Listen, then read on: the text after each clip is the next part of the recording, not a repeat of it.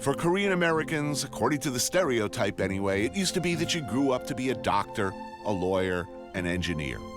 There were a specific set of rules and expectations. Are you asking me to be in a porno? Is that what you're asking me? Thanks to some remarkably bad Koreans, though, things are beginning to change. I went to 1-year law school and I walked out. So you're a bad Korean? Yeah, I'm a bad Korean. Any final advice for someone who's actually about to marry a Korean woman? The answer, don't do it! I took a walk through this beautiful world. Felt the cool rain on my shoulder. Found something good in this beautiful world. I felt the rain getting colder. Sha-la-la-la-la, sha-la-la-la-la, sha-la-la-la-la, sha-la-la-la-la.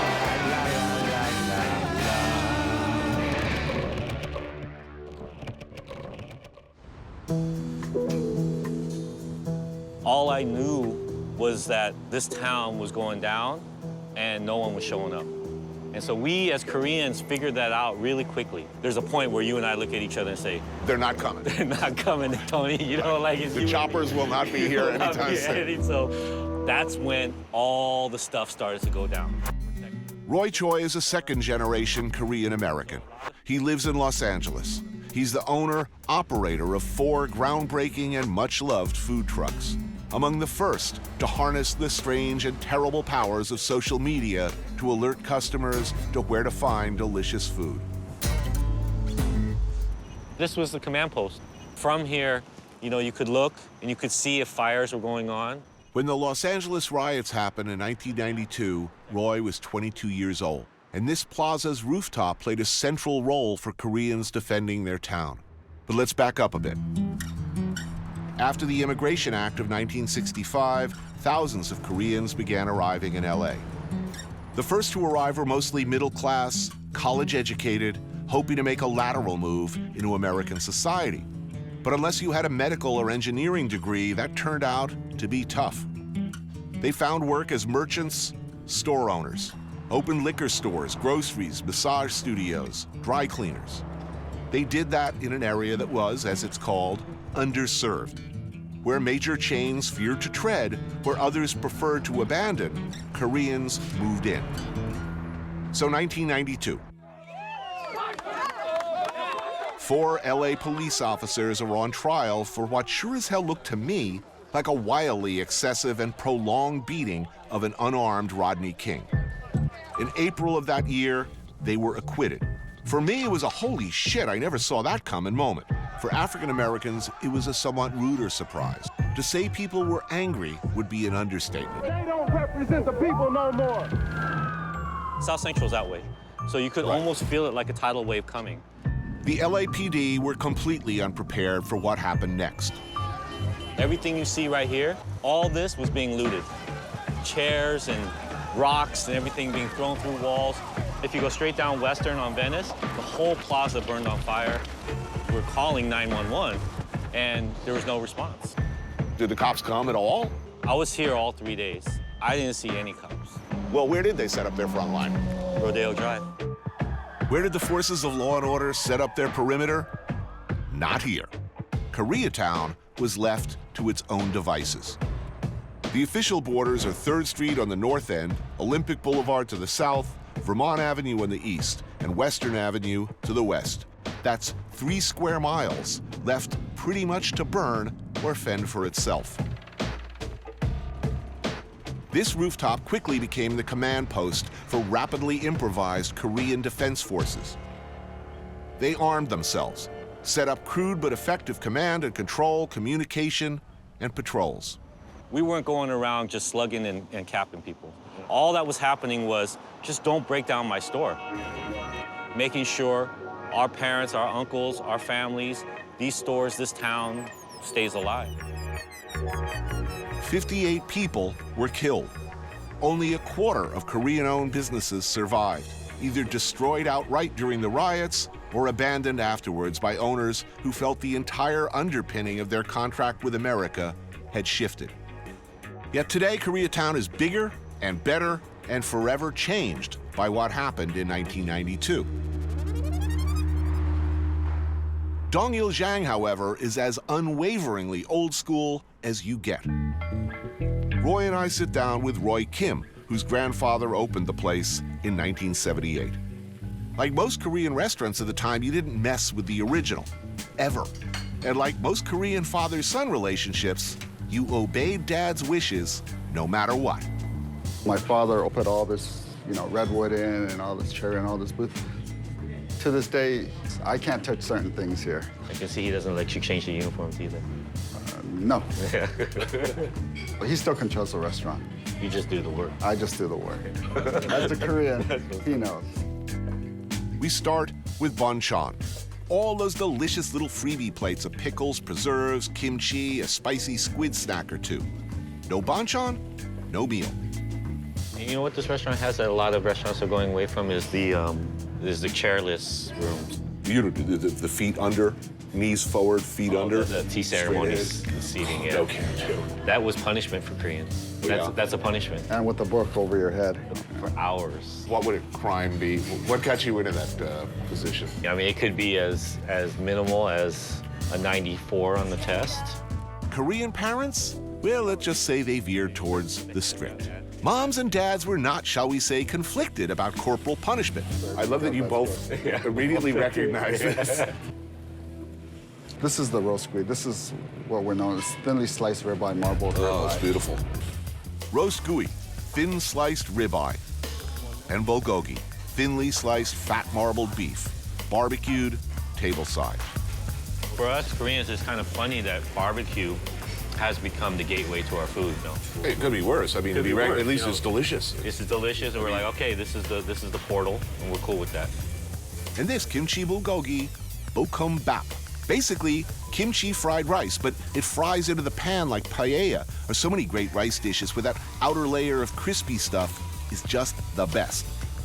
And the tableside cooking, I think people overlook that a lot, This is like crepe Suzette, filleting a Dover sole. Oh man, this is ridiculously delicious. Will you be doing this in 20 years? It wouldn't change. If we did change tonight, I would get a complaint. And you'd have to talk to your dad. Oh, yeah. That's a problem. What do you do if you're a locavore in LA? You look around. What's local and delicious, artisanal and authentic, and as iconically LA as it gets? If you're Roy Choe, you see tacos. And with Kogi Truck, Roy Choe brought one of the first great mutation mashups of Korean and Mexican to the people. What started as one truck became 4 trucks and 3 brick-and-mortar restaurants to go with them. For me, Kogi was always one truck in my mind. But then the lines got big, and it evolved. Hola, Herlindo. ¿Qué haciendo ahorita? Nada? Solamente limpia? Okay. Roy trained at the Culinary Institute of America and interned at Le Bernardin in New York City. He runs his trucks like you'd expect of someone with that background. Within our food media landscape, we've romanticized certain compositions of what a great chef and a great kitchen are supposed to look and smell and feel like. But just because those are beautiful doesn't mean that this is not beautiful. For me, I don't see mustard plants and sheep grazing. I see barbed wire and telephone poles. I see puddles and, all of that stuff contribute to the flavor of the food. So it's truly what I call a terroir, a regional food. Hola, gracias, buena suerte. And they're off.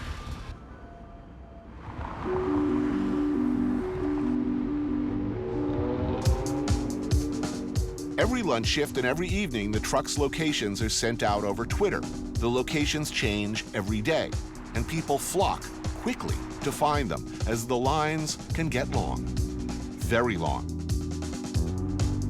I took a run with Roy as he made his nightly rounds. So how often do you make the full circuit between all of your various enterprises? Twice a day, every day, unless I'm doing something crazy like this.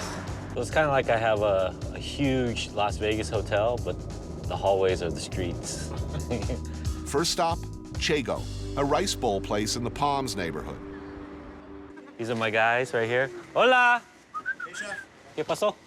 ¿Sí se puede? Kimchi spam, classic. Yeah, this is the menu right here. A big bowl of rice with meat, vegetables, and lots of flavor for less than 10 bucks. Good deal. I just find it interesting you're so sentimental about the business of feeding people. It's a trippy state of romanticism. Like, I'm very hard-ass, too. Like, you pack your own shit, you get what you get. If you complain, I take the food out of your hands, I give you your money back. But within those rules, there's a lot of love. There's a lot of care. Across town in Venice is A-Frame, Roy's first brick and mortar. This used to be IHOP. So Oh, yeah? Yeah, everything's really narrow. Hence the shape. It's heavily influenced by local takes on Hawaiian cooking, not that you'd necessarily notice. Every dish designed to be eaten with the hands. What's good? The baby back ribs are air-dried, braised, then breaded and fried. Ling cod tacos treated like shawarma. Beer can crackling chicken. It's brined, rotisserie, then air-dried like Peking duck, then fried. Meanwhile, not too far away on Sawtell, a Kogi truck pulls up, stops, reverses back to the corner. Before the awning is even up, there's already a line. Hungry people have been waiting in cars or around the corner ever since the Twitter announcement 30 minutes ago. Yeah, this is just... I feel guilty. I'm jumping the line, right? Wow. What's the longest line you ever had?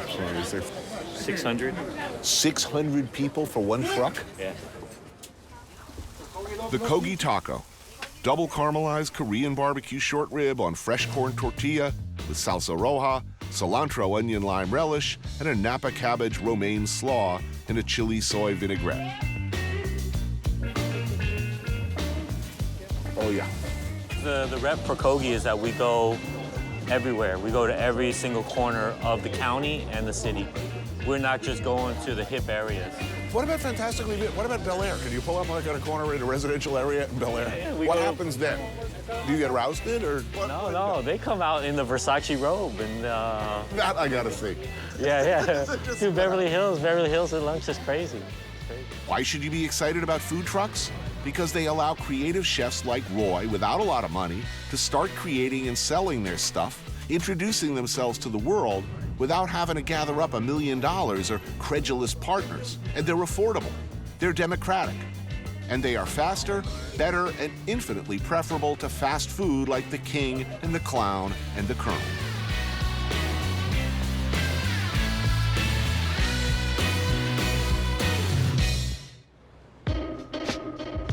Stereotyping coming. Look, how do I put this? Good Korean kids grow up to be doctors, lawyers, or engineers, goes the story. There are expectations. But what if you're a bad Korean? What if you were Korean American and you just didn't give up? What if you looked around, asked yourself, who am I? Who am I supposed to be? Where do I fit in society? And were unsatisfied with the answers you were getting? What if you were an insanely talented artist and a small startup company called Facebook asked you to do some murals in their offices, and they paid you in stock, and you became ridiculously wealthy, and you still didn't give up? Well then, you might be David Choe.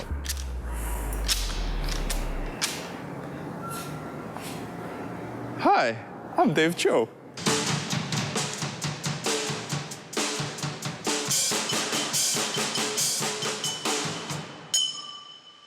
Be like me. Is that an AK pinata? That is an AK-47 piñata. Wow. So, I mean, this place is in downtown LA. So I try to have as many weapons like hidden throughout. I got ninja swords and ninja stars and stuff. You need a puppy, man. You need a puppy. I do need a puppy. I'm gonna paint you today, is that cool? Yeah, sure. All right, so just sit right there and, sorry, don't usually paint this early in the morning. Okay. I'm gonna go more expressionistic, if you don't mind.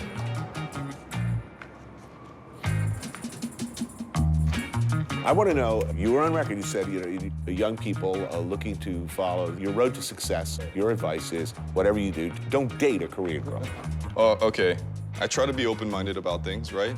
But, well, I'm racist, you know? For me, I've given it a shot, and then I end up in this situation where I feel like I'm dating my mom. So what characteristics in common were Overbearing. Overbearing.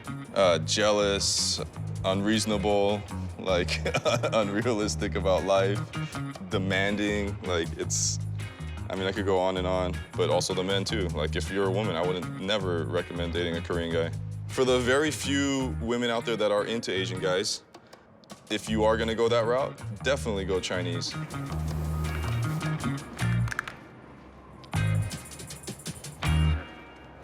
Yeah, come check it out. Oh, yeah. Whoa, awesome. Wow. I don't know, what do you think? Dude, I'm honored. I've never had my portrait done before. Thank you, man. Hey, man, you're welcome. And this shit gonna be worth some money on eBay for sure.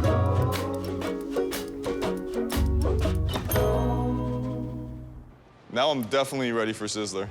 Nice.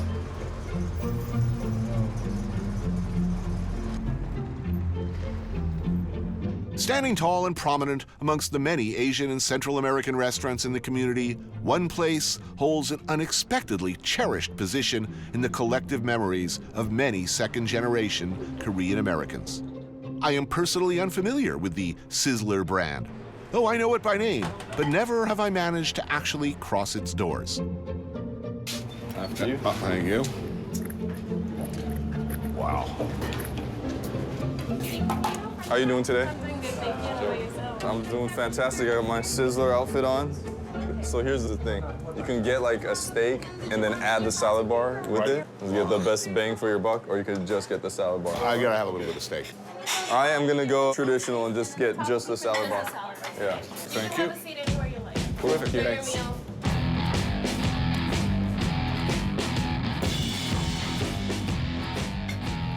Excellent. Oh, yeah. Born for your elders. Oh, now you're getting all Korean on. Yeah. Super embarrassed right now because we're in Koreatown. And I'm taking you to eat at Sizzler, which for a lot of Koreans is the best food in Koreatown. So if you're eating non-Korean, this was it. We never ate out ever. And if we did, it was McDonald's. And if it was a birthday and a special celebration, you want to kick it up a notch and go a little bit more special, then it was Sizzler. This is a judgment-free zone where there are no mistakes. A world to explore incongruous combinations without shame or guilt. Free of criticism from snarkologists, because there are no snarkologists at Sizzler. Obviously, here's all the accoutrements for making a nice nacho taco salad, and here's all the stuff for pasta, spaghetti, whatever. The move is you get a hard taco shell and you put meatballs in it. This is Italian-Mexican dining, and you make a meatball taco. And there's nowhere else in the world where you can have this. You put 3 meatballs in the taco, some guacamole, and then you put all this nacho cheese, all this other stuff. I know what I'm doing. I'm going for the full south of the border experience here. All right. Oh, there you go. No, I'm not kidding around here. Oh, yeah, now we're talking, my friend. It's a little bit nicer than I remember. There it is. That's the best bread that you can get. So you tell me if you like that. Oh, no, wait a minute. Are you saying that the cheese toast is complimentary? It's complimentary, and once we found that out, we would order stacks of it. So it was our favorite part of Sizzler, and we were like, we need to figure out how to manufacture this at home. So were you good Sizzler customers, your family? Do you think they were happy to see you when you come in? I mean, I love this dish, man. When I go back, I might have to have a meatball taco. I mean, so we like gooched the system a little bit, but not like completely abused it. There would be the guilt associated with, we never eat out, but now we're going out to eat, so you better eat. You gotta put down at least 3 plates. So, what do you think of the bread? It's delicious. Yeah. Oh, I totally get why this would be a wonderland. No, everything's really good. For you, Sizzler, a happy place. Still. Lots of memories. It's satisfying. We need more of this cheese bread.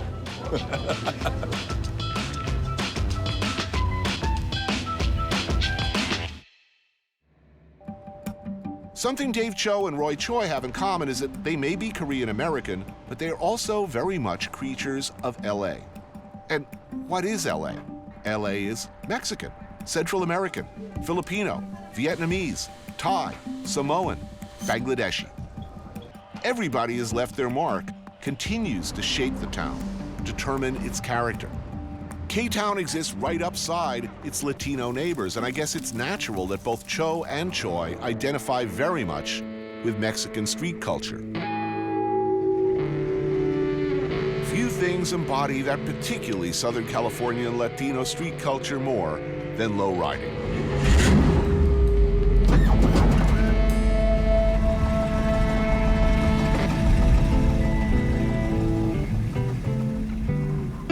Estevan Oriol is a photographer, go on the other side of the chronicler of everything iconic at the crossroads of hip-hop, design, tattooing, fashion, and lowriding.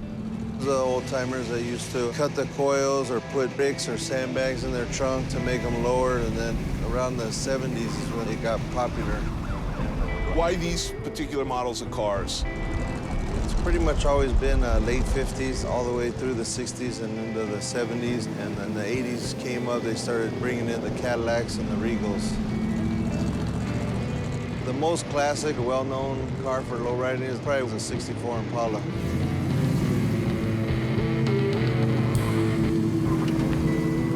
How many Korean lowriders are there?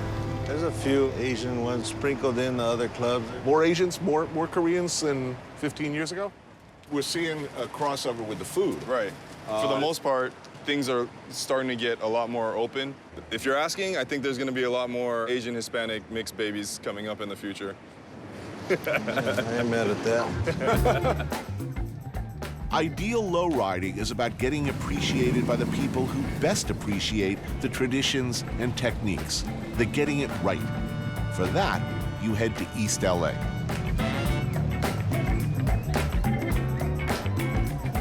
The most famous, notorious street in LA is Whittier Boulevard because of the history of it. And then Crenshaw Boulevard in South Central. So that's going to be your most critical audience, and at the same time, most appreciative. Yeah, the ones that you want to see your car, you know? It's a slow-moving piece of art, and you treat the car like a piece of art, acutely aware of the dangers. Cops for whom you are a target, potholes, other cars. In East LA, you see people ooh and ah. You see expressions change from who is that to nice ride. You know, like a full-fledged gang member, you know, giving us like props, giving us respect, you know? First, you build a car for yourself, but at the same time, you're building it for the streets, you know? You're building it for the people. You want them to appreciate it.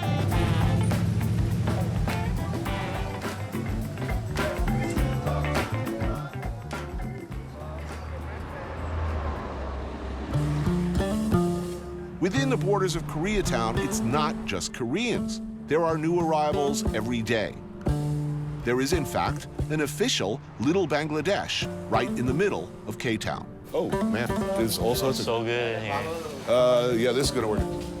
So you're not short of options around here? Nah, you can get tacos across the street, Korean bibimbap right next door, and then get goat stew.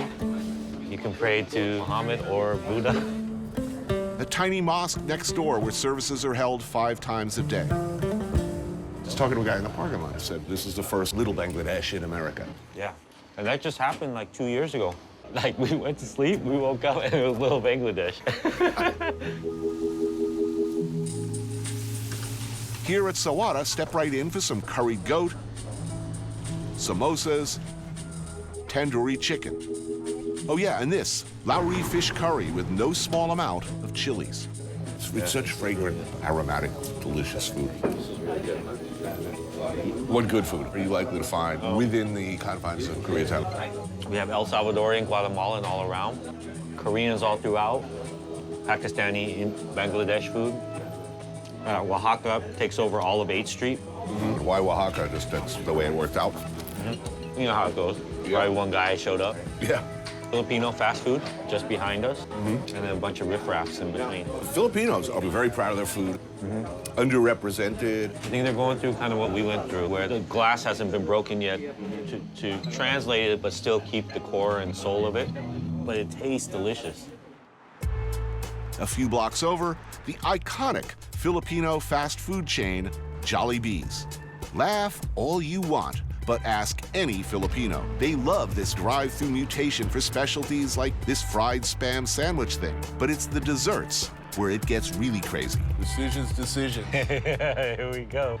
We'll take one Aloha burger and then one Spam little big bite. Let's do a halo halo. That's it. All right. Oh, look at that. What is that? It's halo halo. Oh yeah, halo halo. Dig deep and you hit delicious stratas of red beans, white beans, and chickpeas, cubes of red and green jello, young white coconut, shaved ice. And is that flan? It makes no goddamn sense at all. I love it. Part of every Pinoy Filipino's life, halo halo. Nutsy, man. I gotta take a picture of that. It's oddly beautiful. All right.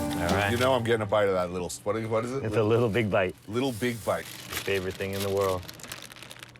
No, don't say that. It's actually, I like that. It's good, right? Aloha. I mean, it just sounds magical. Is there like pineapple in there or something? Yes, hence the aloha. That's a very tasty burger. Nice char. Asian fast food. It's fast food, but it's made by like it was just a single family-owned restaurant. What family made this? Yeah, maybe not your the family. Jetsons, yeah. Maybe not yours. Like it? It's actually very tasty. Every single thing you like here. Wow, there's so much I don't know.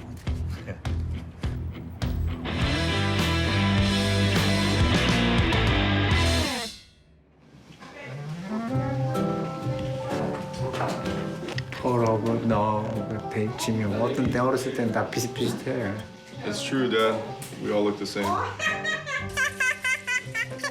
I love it. He may be a Korean gone bad, but Dave Choe still tries, best he can, to be a good son. He bought them this house in Los Feliz and visits for family meals often. In fact, when we first met, sensing it had been a long time without a true home-cooked meal, he invited me to dinner with them. So guests are not unusual. Jane Choe is an amazing cook. It's going to be very delicious. Mom, Dad, look who's here. Hello. Can you smell something? Oh, yeah. Yeah. Good stuff. Yeah, all the good stuff's coming. Maybe somebody going to hire me later.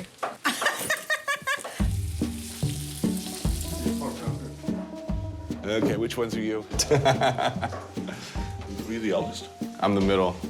I'm the suicidal pirate. No, already signs of trouble here. My older brother's the hip-hop Santa. He was the oldest. Right. He'd beat me up. I'd beat him up. And then he would just cry. I'll show you my dad's painting. Hey, Dad. Yeah. Hey, come over here for a second. What'd you paint this, Dad? 30 years ago? 1973. Every Christmas, he unrolls it and just like scotch tapes it to the wall. My mom's the artist in the family now. So this is a family of artists. The Choes are devout Christians, which is not unusual in the Korean community, but they are unusual in that they're both artists of a sort. Jane treats the house like an ongoing art project, drawing sunglasses on family pictures, stapling angels to Dave's paintings that have hung in the White House, getting crazy with the glue gun, adorning wreaths with Happy Meal toys, sticker bombing the kitchen with birds, cows, spaceships piloted by her 3 boys. She is relentlessly, energetically, and inarguably creative. She brainwashed me from the time we were kids. She was like, "You're the best artist in the world. You're the best artist in the world." You are. Oh, thanks. But now she's telling me she's gonna be the best artist in the world. So she's very competitive. She says she's gonna destroy me. Awesome. Food is ready. So you want to explain what everything is, Mom? The food I prepared tonight is a very common Korean food. Galbi jjim, which is beef ribs, the stew. The kimchi's looking fresh. Yeah, kimchi is fresh. Today is chestnut rice. No one has this kind of rice. Special rice. Special rice for Tony and all. And then stuffed peppers. Oh, that's David's favorite. Chung po muk, seaweed and jellied mung bean. Japchae, vermicelli noodles with shiitake mushrooms and vegetables. Avocado egg rolls, fried squid and shrimps. Potato pancake. Often at the Choe house, there's a few Mexican dishes sprinkled in as well. It is always a great meal, I can tell you that. Thanks, Mom. This is delicious. This is awesome. It is indeed. Thank you. I love it. During the riots of '92, Jim and Jane Choe worked as real estate agents and property managers, so the destruction in Koreatown had a direct impact on their lives. The Choes watched from home as the chaos unfolded on TV. After the riots, Jim wrote a letter to the editor that was published in the LA Times. I'm extremely angry with the LAPD for their outrageous action. While the cops let looters run wild and rape our city, they somehow had time to bother Korean shop owners guarding their stores. How can the owner of business just sit back and watch his life be burned to the ground? David would have a very different reaction. My brother stole a car, and we went into like all the neighborhoods and then quickly realized it wasn't like about race, it was just about people stealing stuff. But we were out looting, we were causing chaos, and you know, I don't think we got anything good. I think I got a TV stand. Was it life-changing for you? It's like you grow up and things are explained to you. Like, here's police, they're not doing anything they're supposed to do. You're just like normal men and women of society, like just acting like animals. And I was like, oh, everything I've like been taught and learned my whole life is just disintegrating before my eyes.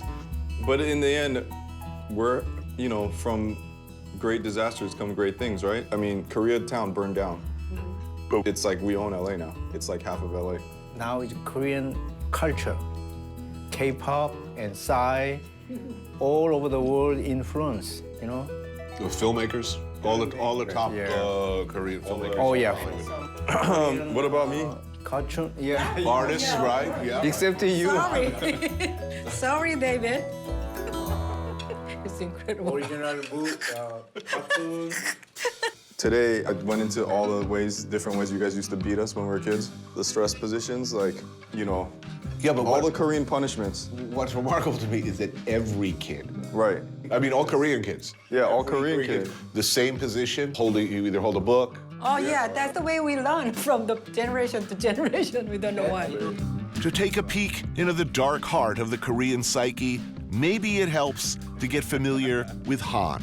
It's a concept that for non-Koreans can be difficult to fully grasp. All right, you want it? Here we go. Han denotes a collective feeling of oppression and isolation in the face of overwhelming odds. It connotes aspects of lament and unavenged injustice. Wow. In some occasions, anthropologists have recognized Han as cultural-specific medical condition. Someone who dies of Han is said to have died of Hwaebyong. Heartburn. Hwaebyong. It's a heartburn. It's heartburn. Wow, I mean, it's been described to me in a way that made it sound benign. This is a burning sense of injustice, besiegement, and desire for revenge.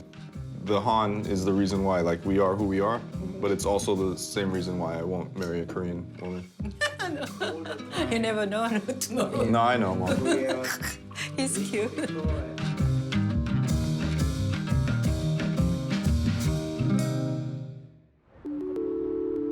Main drag of K-Town. Another mini mall among many. Karaoke? No. This is the best dumpling spot in town. My mom would just order all these dumplings and just like leave them on my door because she's not allowed in my house. And then I just said, where are you getting these? You know, my mom likes to withhold information. So I finally got it out of her. Myeongin Dumplings, where they serve a mix between Korean and Chinese. Each plate handmade to order by friends. Opened in 2007 on Olympic Boulevard, it's run by Yu Jin, a Korean by way of Shenyang province in China. Been coming here for about 2 years now. There's no one ever in here. Every time I've ever come in, I don't understand how they're open. They're the best dumplings I've ever had. Maybe people just get them to go. Right. They all look like buttholes, actually. But Kind of, yeah, pre-prolapse. Wang Mandu, king dumpling. Thick dough stuffed to the gills with pork, kimchi, and vegetables. Precisely made, weighed, and crimped. Steamed until soft, eat. Wow. That's nearly the size of your head. yeah, you know, it's like pizza. I'll eat them cold, too. Right. Save 2 and have them for dinner. And mandu, smaller with thinner dumpling skins, served with red chili paste. The dessert one. That's got red God. bean in it. Wow. Well, these are delicious. These are just like so huge. Go for it. Still can't believe it. So would this be classically post-drinking food or pre-drinking food? Laid out a base of absorbent material? Yeah, I mean, there's just a lot of bread here. I don't really drink. I'm just falling under peer pressure right now. I'll be one of the cool guys, so.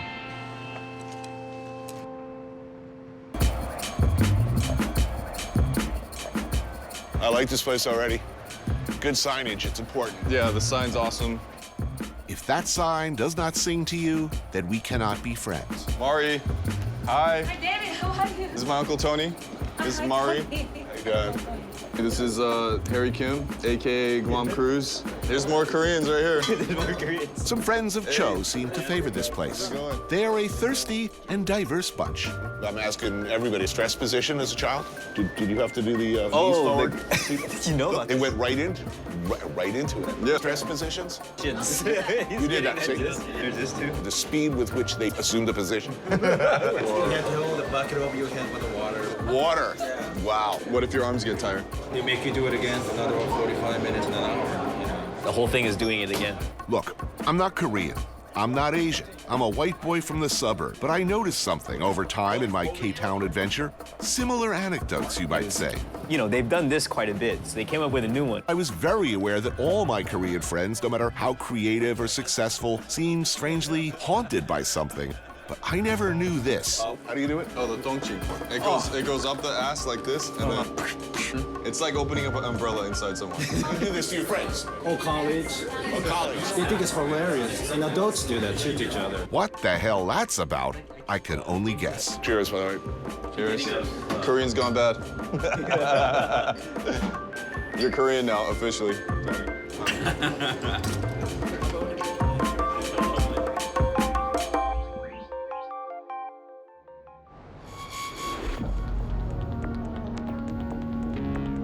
Pretty much any Korean you meet anywhere, you can take it for granted they like food, that they're passionate about food, particularly their food, which of all the immigrant cuisines has probably been messed with the least.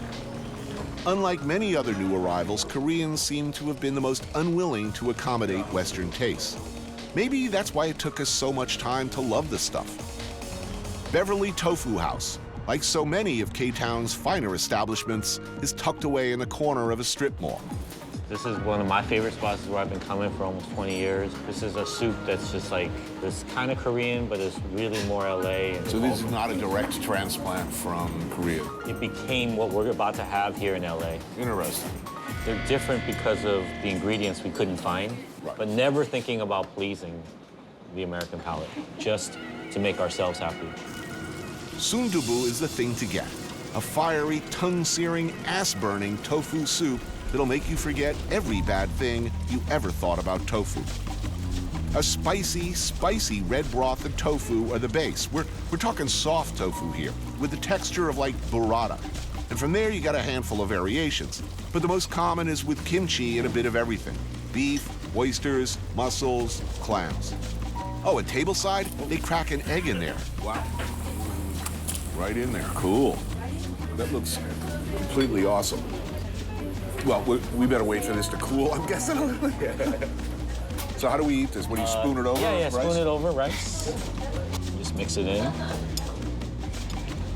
That's good. Yeah, all tofu should be spicy, by my way of thinking. So good.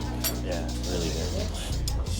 Koreans can well remember when nobody was interested in their food. Now it's confusingly au courant. Must be strange for the owners who've just been doing what they've been doing for years. Like, for example, like us sitting here like this, the questions a lot of people are asking me in Korean, like, I'm telling them we're filming, you know, we're trying to show a piece of Koreatown. The number one question is, they're not mad or vindictive, is why? It's still why. It's like, why? Why would we be interested? Why would you be interested? Why would you waste your time? There's other things to do. It's an extraordinarily beautiful and delicious thing. But see, that's the thing is, the beauty is just already a given. It's already part of the fabric. So it's like, why congratulate you? You know, there's no reason to congratulate you because this is like what we do. That sounds awful, honestly. That sounds totally joyless. That sounds totally joyless. Yeah. What did your parents want you to be when you grew up? For me, doctor, lawyer. Right. Obviously, you're not a doctor or lawyer. Did you finish college? I finished college and I went to 1 year law school and I walked out. Right. So you're a bad Korean. Yeah, I'm bad. If I was a mediocre accountant, it'd be better than being a top chef. According to who? According to Korean culture, according to Korean uncles and aunts, and it's just, it doesn't register that that is a profession. You know, I wouldn't have to explain myself if I just said I was a CPA. Right. Never. You know, that's weird shit, you know? You still got some explaining to do. Still, to just get it across that I cook, and that there was this phenomenon that happened on the streets of LA that changed and opened up Korean culture to the world. What does it mean to be Korean American? Does one create one's own world? I don't know that I'm any smarter about that now than when I first came to K-Town in the middle of the night and discovered a strange and fabulous and delicious slice of America I'd never known was there. But I'm trying to figure it out.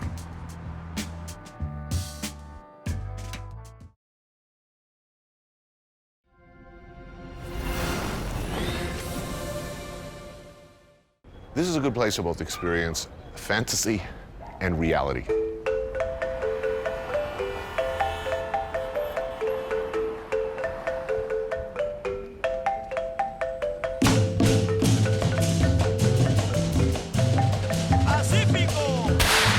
Beer, explosives, and food? Can't beat that.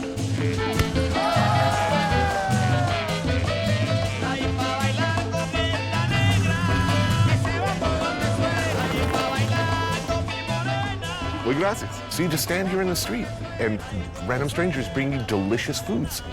This is a great country. I took a walk through this beautiful world. Felt the cool rain on my shoulder. Found something good in this beautiful world. I felt the rain getting colder. Sha-la-la-la-la, sha-la-la-la-la-la, sha-la-la-la-la, sha-la-la-la-la-la.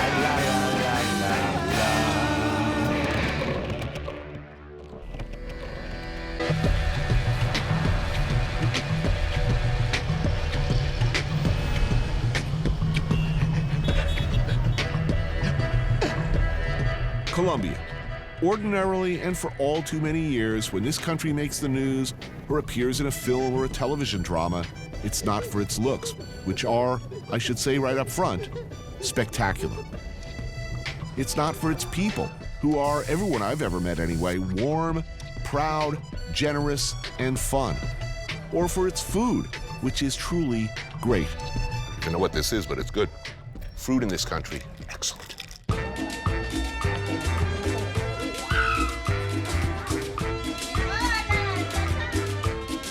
I'm no stranger to this place. Generally speaking, it's a particularly vibrant mix of Spanish, European, Afro-Caribbean, and indigenous people.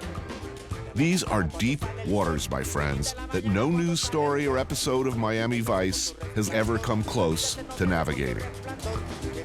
It is and always has been a fiercely, fiercely proud country, and its people yearn to see international coverage of something other than cocaine and violence.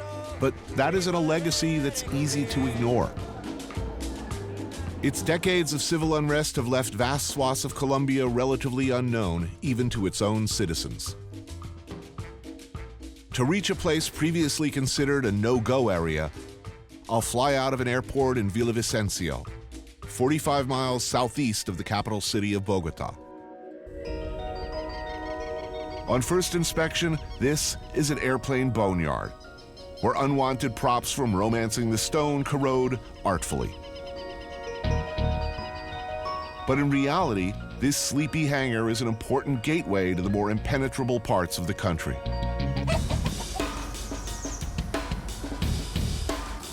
The remote settlements in the Amazon basin are cut off from the country with neither rail nor roads connecting them. There are only two ways in, either boat for several days downriver or aboard a jungle bus, which is what locals call the World War II era DC-3. I've flown worse. I've been brought here by Pablo Mora, a teacher at Medellin University and a particular enthusiast for this classic of Golden Age aviation. You've taken this flight before? Yes. Every time I have a chance, I come here and fly one. It's a romantic thing. He sees the work that these hulking great airships and their pilots do as daredevil humanitarian missions for the more remote Colombians. They have an in-flight movie. No. Nor first class either. What? No.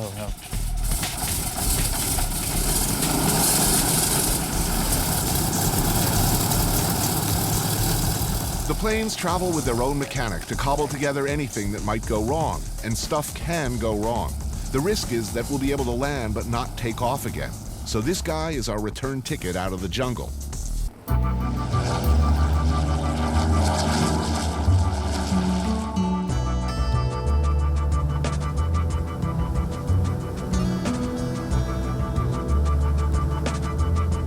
Our captain is Joaquin San Clemente, something of a legend in these parts, and his co-pilot, Captain Constanza Reyes.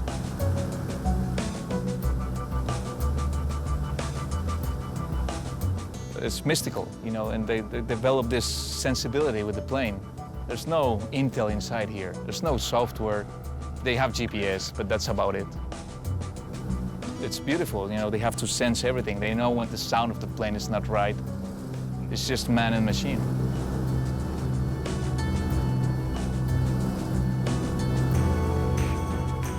The weather is the big unknown around here. It's changeable enough to ground planes in remote places if they hang around for too long.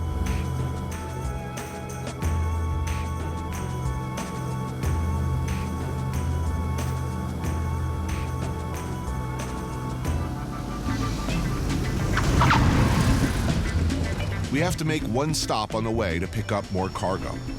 Vital cargo, by the way.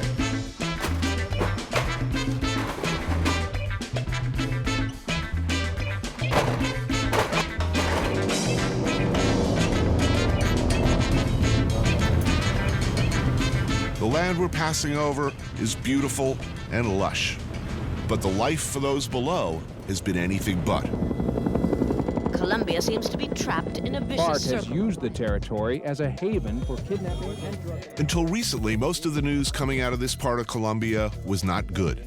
It was a front line in the war on drugs, for lack of a better term, and Colombia's long struggle with the FARC, a Marxist guerrilla force financed by drug trafficking, kidnapping, and covert assistance from Venezuela. 50 years of very dirty war. The stakes not about drugs per se, but about the ability of ordinary Colombians to live without fear.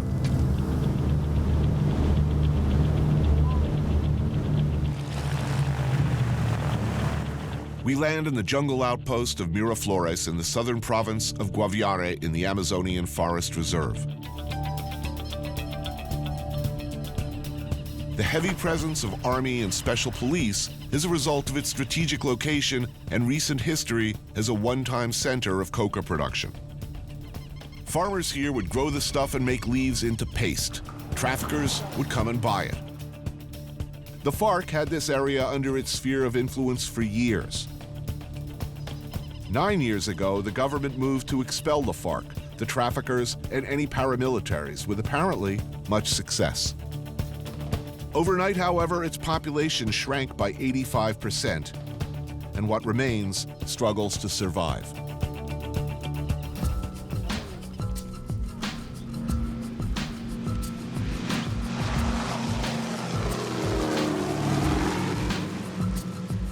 So the people here, you're telling me either were born here, or? Most of the people came from elsewhere. At the beginning, in the 1950s and 60s, they were escaping from the violence, from the political violence between the two parties in Colombia. So if you were having problems in the city or in wherever you were from, you came out here? Yeah. So what did you do for a living out here? Cattle and doing some agriculture. And after that, the drug trade began and everything with the coca plantations. And this climate's good for it? Yeah, it's very good. And since 1999, there was no police or army force here, so it was just occupied by the FARC. And then by the paramilitaries who tried to... Yeah. So that's when the real violence began. So really, the problems in this country pre-existed the drug trade. What we say here is that the drug trade just made everything worse. There's no judge here, there's few institutions here. Right. Basically, you know that the state is here just because the army is here. So I think here we're gonna make the major. Oh, yeah. Anthony, this is the major. Julio Cesar Gonzalez is the current mayor of Miraflores, which has seen much better and much worse days. So how many people live in this town? Around 1,500, 2,000 in the municipality. The FARC were in Miraflores for 20 years, and they were the central authority here. If you're running a subsistence farm growing plantains and not much else, you're not eating particularly well, you're not particularly happy with the government, somebody comes along and offers you a nice machine gun and a cool scarf, especially if you're 15, 16 years old, that's a pretty attractive offer. Of course, it is. Even if they say you'll probably be dead by the time you're 25. It is. Come on. It is, and they offer you a salary. So what is the future of this town? Hay varios programas del Estado ahora con la creación del DPS, Departamento para la Prosperidad Social, una que llama Jóvenes en Acción, que les apoya con estudios. They're providing free education, and but there's a lot of potential in biodiversity and ecotourism as well. What a lot of people say is, without the customer, there's no cocaine trade and there's no violence, right? So if the United States and Europe start buying cocaine, that's so impossible that I can't think about it, about the situation where the demand is not going to be there. But the demand in the States is down 40%. As long as there is a market, there will be people ready to do it. The United States spends how many billions of dollars a year paying for guns and uniforms, training, etc. Where should they be spending it? I would say that the help is very important, but more important is to end the war on drugs. It's just, it doesn't work. Here's my problem. If crack didn't exist, I would absolutely agree with you. But as a former coke addict and as a former crackhead, that is a problem. The thing is that people think that if you think that drugs should be legalized, you're saying that they're good. No, we're not saying that, but we're just getting rid of one problem, the problem that the major has here. You're also freeing up a lot of money that you could divert. Yeah, we have two problems. I'm with you, I agree. One is drug addiction and the other is drug trafficking. We can get rid of one. We're not going to get rid of the other. We have to deal with it forever. It's a beautiful country. The people here, everyone I've ever met has been really nice. Even the bad guys, charming. Yeah, that is true. The food's delicious. Problem is, the United States will never legalize drugs. It will never happen. Complicated issues. Yeah. So the good people of this town can thank us for bringing in their fresh supply of poker, cerveza, poker. Think nothing of it, gentlemen. It was really our pleasure.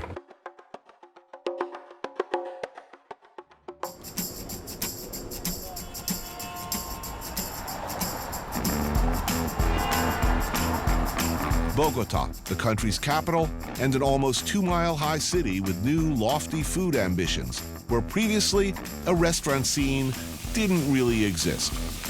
Now, young restaurateurs such as musician-turned-chef Tomas Rueda are beginning to make a name for themselves in Colombia.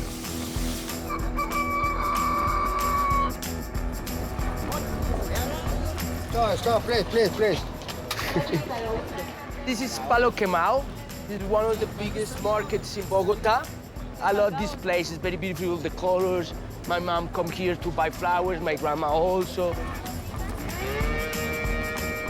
Did I mention that this city is over 8,000 feet up? Hence the altitude sickness I'm feeling. Not good. Tomas comes here a few times a week for an early breakfast, which I'm hoping will make me feel better.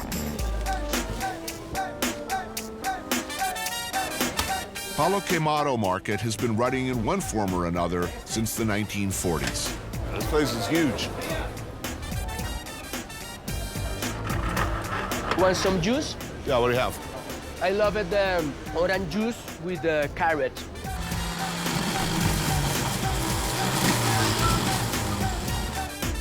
It's probably the healthiest thing I've had in a while. Good for the high altitude. No? You feel better? I'm feeling better every hour. Yeah? First hour is killing me. But you have a better face. I didn't think I was going to make it out of the airport. Most of the mornings, early in the morning, 5 or 6 in the morning, I climb the mountain. Why? Fresh air. Okay. You have to come with me. Hell no. Ain't happening.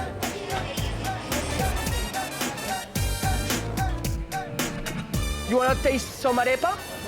This arepa is made with corn. Hola, 2 arepas, por favor. It's fantastic. I love it. Chao, pues.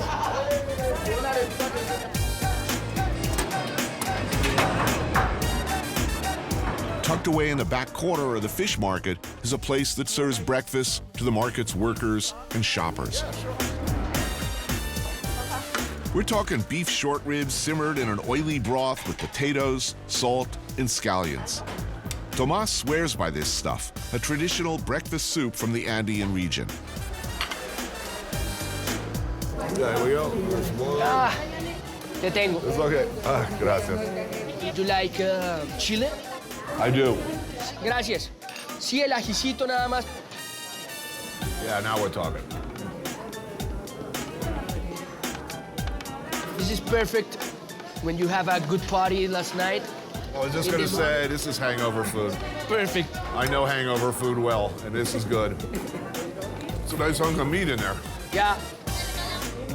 Good broth. Yes. Stock, it's good. So what's this dish called?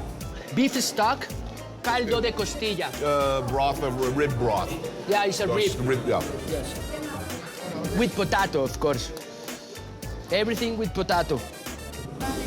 Caldo de costilla con papas. Costilla, exacto. Very good Spanish. I don't speak Spanish. I speak a little Mexican.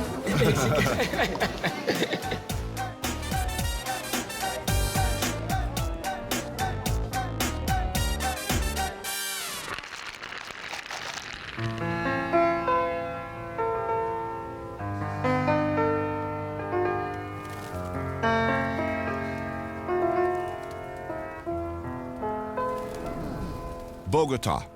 Back in the 90s, a very dangerous and violent place to be. Today, not so much. Today, in my repeated experiences here, kind of awesome. La Candelaria is the recently renovated Old City, where I meet up with Hector Abad, distinguished author and one of the most important and supremely talented writers in Latin America. Hector's recent work, a memoir called Oblivion, is about his father, who was killed for his outspoken attempts to change things for the better. So, first of all, where are we? Puerta Falsa.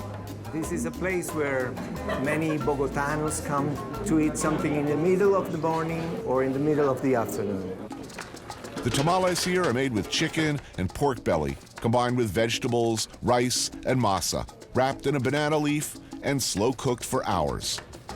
This place has been serving chocolate completo to the politicians of nearby Plaza Bolivar for a couple of 100 years. Here are the tamales. It's beautiful. It is a thing of beauty, isn't it? Let's see if it is like my mother's. Oh, well, that's a high standard. I suppose it is not. I was just in Miraflores yesterday. Yes. What economy there was entirely drug-based economy. I mean, now the drugs are gone, there is no economy. it's a ghost town. It's a military and people sitting there staring at the space waiting for the beer to arrive, best I can understand. Tell me something hopeful. I think we are becoming more and more conscious that this past decades of violence have been absolutely useless, and that we have to change many things. So I think it's not as good as my mother's, I'm sorry. Well, it never is. If you remove cocaine from the equation, if you remove the drug trade as a financial engine, you would still have serious divisions over ideology here. Is that improving? Things are changing in a good direction, but very slowly, I think.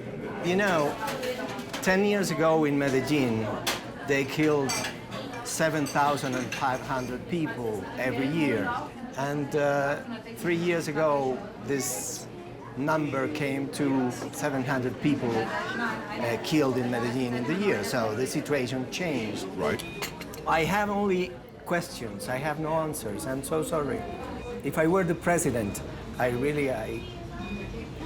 know what to do. You wouldn't know what to do? No, I wouldn't.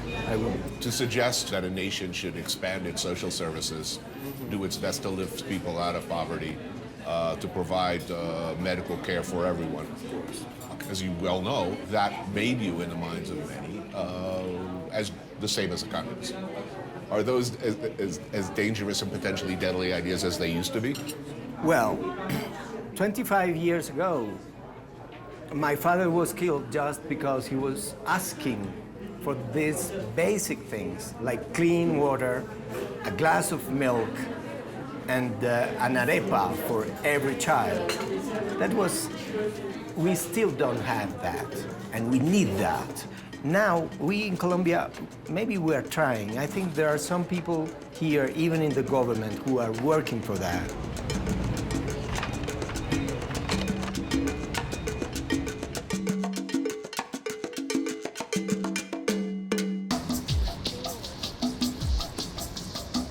Bogota is the largest city in Colombia and the economic heart of the country. About a fifth of the population lives here, many of them very well, but some not so well. It's a city with a marked north-south divide. Chef Tomas Rueda's Tabula and Donostia restaurants sit side by side in the Macarena neighborhood, where the city center meets the north.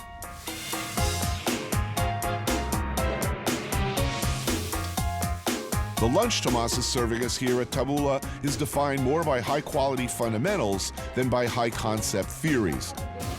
If there's a theme here, it's that ingredients this good, meticulously prepared, are the essence of great eating.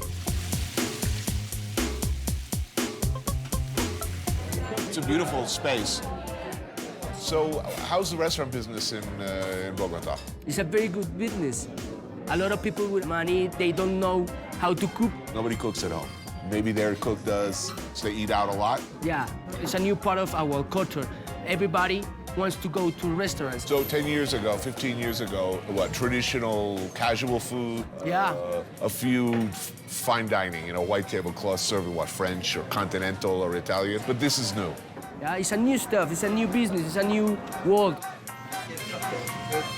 I think the two great values from Colombia food, the mixtures of the culture, yeah? Right. Black people, Indian people, white people. That mixture is beautiful. And the other one is all of this region, all the mountains, all the valleys, all the rivers, all the sea.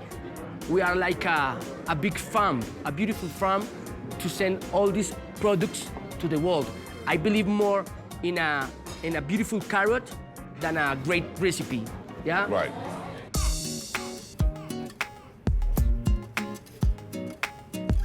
This one is a crab salad. Right. And this one is a homemade pasta. Thin sheets of handmade pasta are filled with labneh cheese and finished with a chorizo sauce. So you used to be in a band. You used to be a musician. Yeah, right? I'm still. Still. So what happened, man? How did you go from music to restaurants? Rock and roll don't give me money. Good. It's good, yeah, it's really good. Well, it's great that business is good because generally speaking, the only worse idea that I think I'll try to make a living making music is I think I'll make a living like opening a restaurant. I see why that's so popular. Good stuff. Thank you, Tony. Tomas's take on ossobuco uses beef shank instead of veal, which is braised overnight with vegetables, wine, and broth in a wood-fired oven. Oh, whoa, it's huge. Yes. Oh, yeah. You don't need the knife, only with the spoon. You're right. Told you.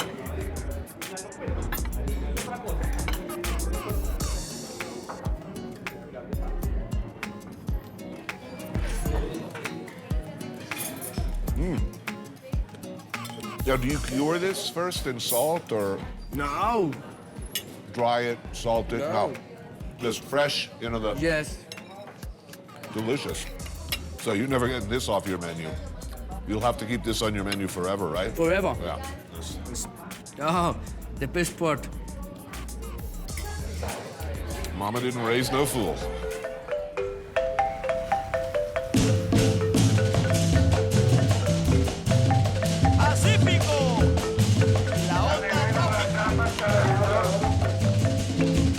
Santiago de Cali, or just Cali as everybody calls it in these parts, is a city in the southwest of Colombia known for its proximity to the Pacific coast and its semi-tropical temperatures. But I'm not really here for the climate. I'm here for Tejo.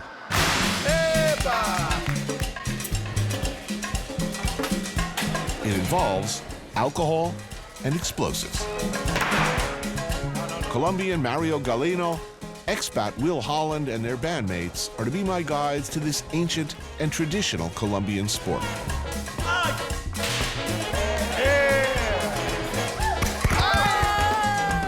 Thanks, man. How do you play this game?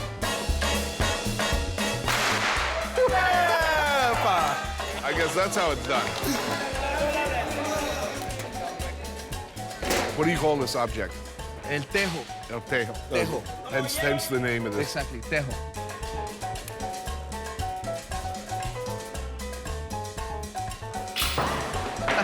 I should be good at this. I've been throwing pots into the dish sink from across the room for years. You win more points if you get it in the middle without hitting them. Oh. Yeah, so... Yeah, but that doesn't sound like any fun.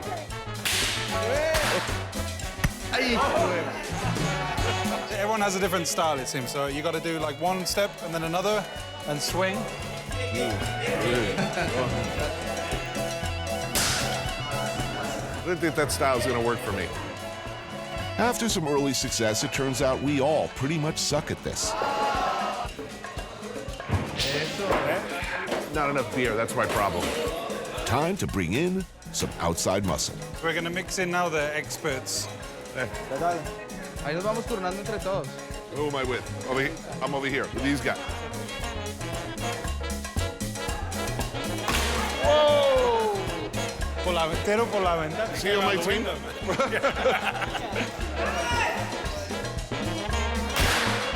Holy crap, 2 in a row?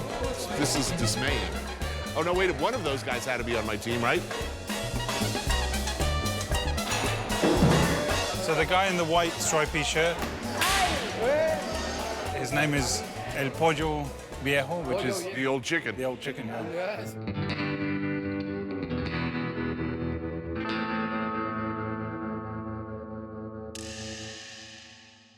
I need a poultry name. He's calling himself the old chicken. I shall be the enormous cock. Chicken dude is killing it. Yeah, he's every time.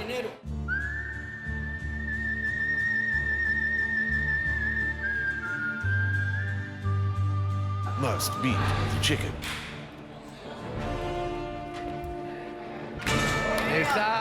That's what I'm talking about. But I wanted something to blow up. Tejo is hungry work, but the kitchen here is up to the challenge, making a Colombian picada. This is a huge selection of fried pork, pork rib, steak, cassava, potatoes, and deep-fried plantain. I smell food. Oh! Oh, thank you.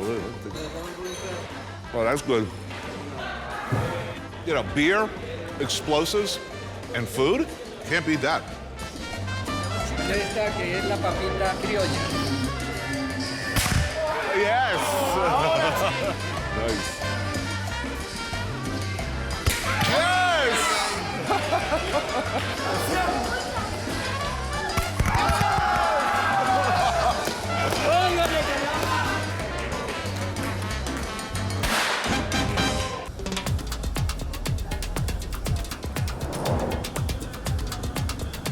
If Bogota is Colombia's financial heart, then Cali is its shaking hips. People here like their music.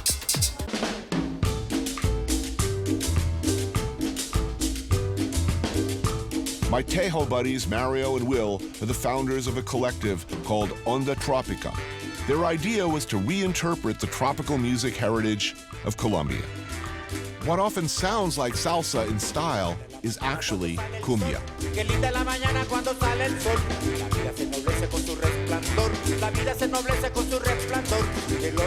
If there's one type of music that can be classified as distinctly Colombian, this is it.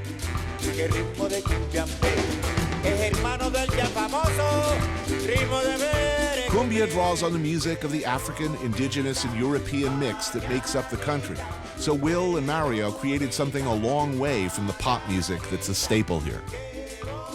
They brought together musicians who'd been famous on the cumbia scene in the 50s and 60s and matched them up with younger counterparts. As if the impressive amount of fried meat we ate at the Tejo courts wasn't enough, we go for dinner at one of the band's favorite spots.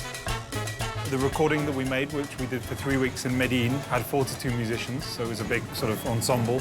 And there were musicians from, I think the youngest was 25, maybe, and the oldest was 82. So old school and new school mixed, is that an oversimplification? Yeah, that was the idea, so we can meet, not only doing music, but like also exchanging lots of information about how music was made, how music was recorded, what was the spirit of the music. So that's the idea, it's to get back to the roots. First up, the Cali version of ceviche. Cooked shrimp, slathered in mayonnaise, ketchup, and Worcestershire sauce. Essentially a 70s shrimp cocktail.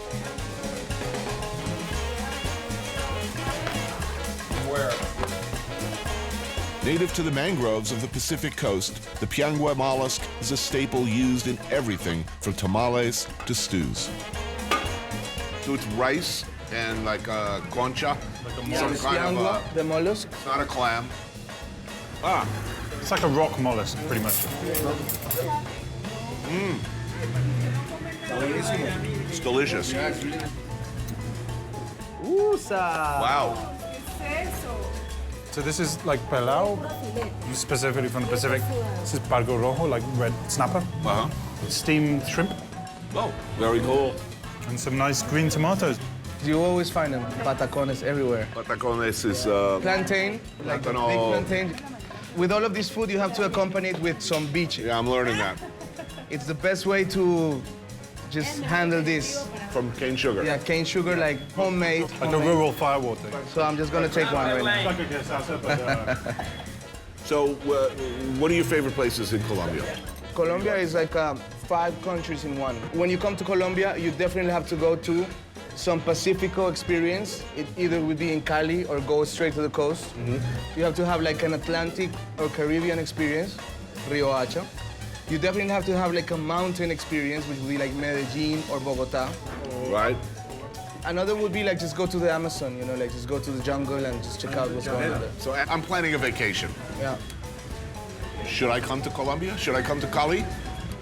Most definitely, man. Like, you will find great music, great partying, great food, beautiful views, beautiful nature around. Yeah. Look, the country's beautiful. We know this, okay? But most Americans, they're afraid to come.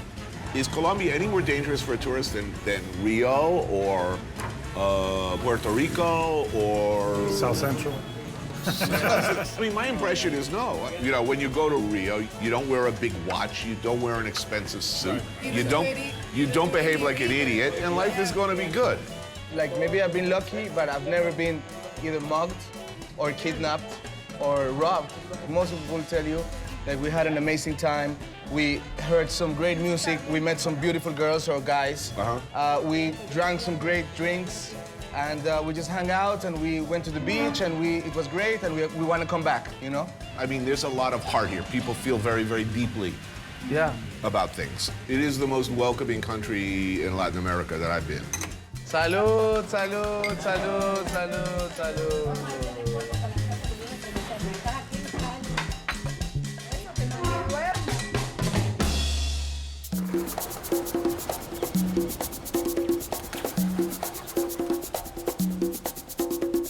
I leave the subtropics for more extreme climes. Riohacha is a city 600 miles northeast of Cali on Colombia's Caribbean Sea. The Guajira is the most northern part of South America and borders Venezuela in the east. It's home to the native, semi-nomadic people of Colombia called the Wayuu. The Wayuu are a tough, autonomous tribe who've never taken sides with either the government, the FARC, or the paramilitaries. As a result, they remain independent politically and live pretty much by their own code. I'm meeting Juan Pablo Mayorga, a chef from Bogota who comes to this spot on a regular basis. This is not another country. This is Colombia, but it's a very different part of Colombia. The Guajira is a very rugged terrain, but it's desert. There's not that much water. So that's part of why the Spaniards, they weren't able to colonize them. You've been coming here for some time. I became very interested in Guajira because I began dealing with fresh fish and fresh lobster, fresh shrimp, and for goat meat to take back to Bogota. Is it good? It's very good. Goats are important to the Wayuu as they're used for food, for bartering, and even as dowry payments. Rancho owners come to the old market in Riohacha to sell, slaughter, and cook goat in the mornings.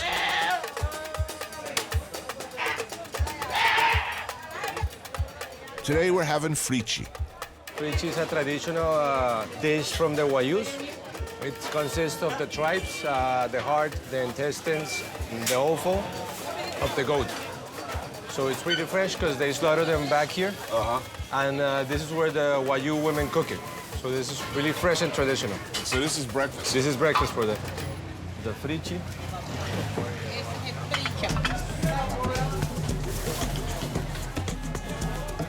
And there's a little bit of everything in there. Yeah. We have heart, we have a little bit of meat, of ribs. Now, and it's interesting because this one, it's for breakfast and it's almost done where they slaughter. They have to eat this fresh. Fresh, this is delicious. Not fresh, this would not be so good. No. This is where I say something that takes us seamlessly from a discussion about fresh meat to me hauling my aging carcass onto an ATV, Sugar Bear style.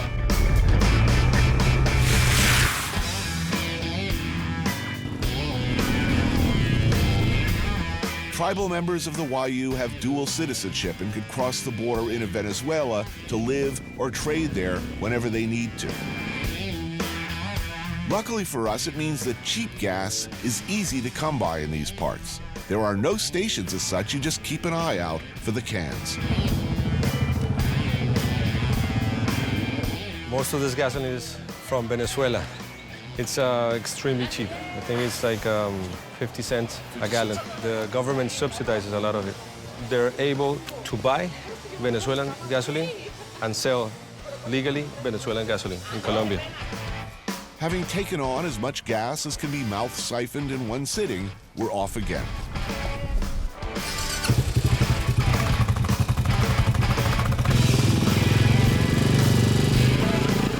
Let me set the scene. It's hot out here, desert hot, and we plan to ride 3 hours along the coast to our lunch spot. And I ate salty goat innards for breakfast, and I refuse to wear a helmet or sunblock. We avoid wild donkeys and goats and get lost more than a few times. So a little heat stroke leads to a lot of horsing around, and we decide to open these puppies up.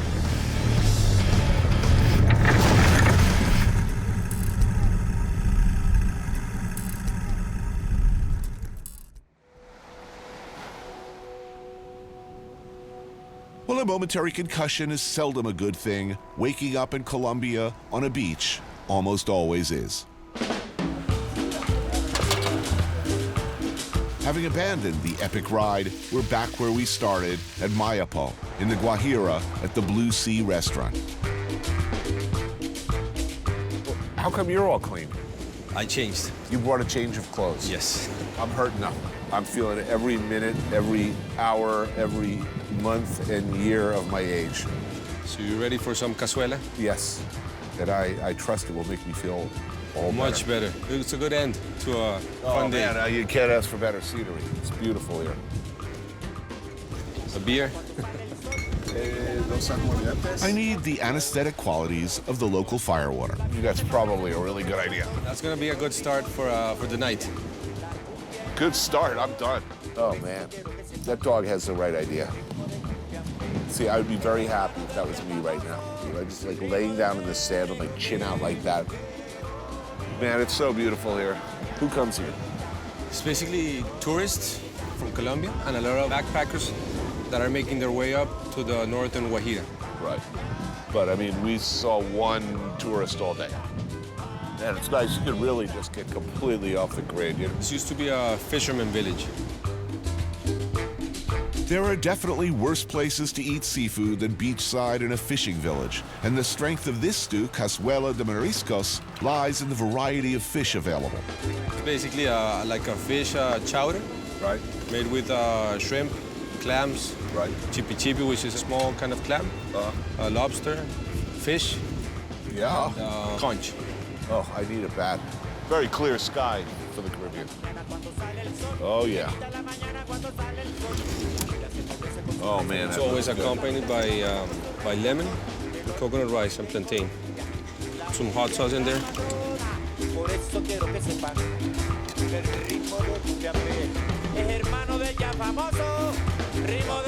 Some good food, a few shots of aguardiente, the sounds of waves in the background, a nice sunset. These are things in my experience that will set most things right. Thank you to Guajira. To Guajira, to Guajira and Colombia. Salud, cheers.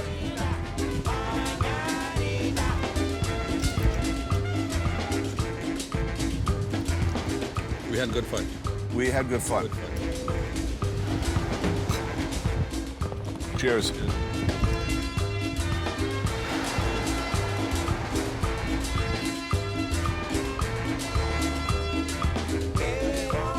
I always find Colombia encouraging. They face problems more extreme and seemingly more intractable than many of us can imagine. And yet, every time I come here, it gets better. Don't get me wrong.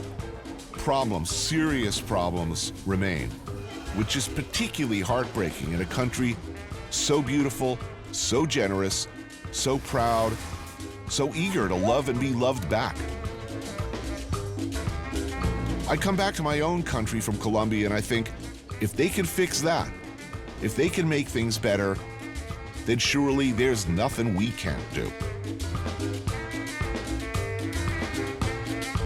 For now, however, I'll settle for fixing my headache. That hurt.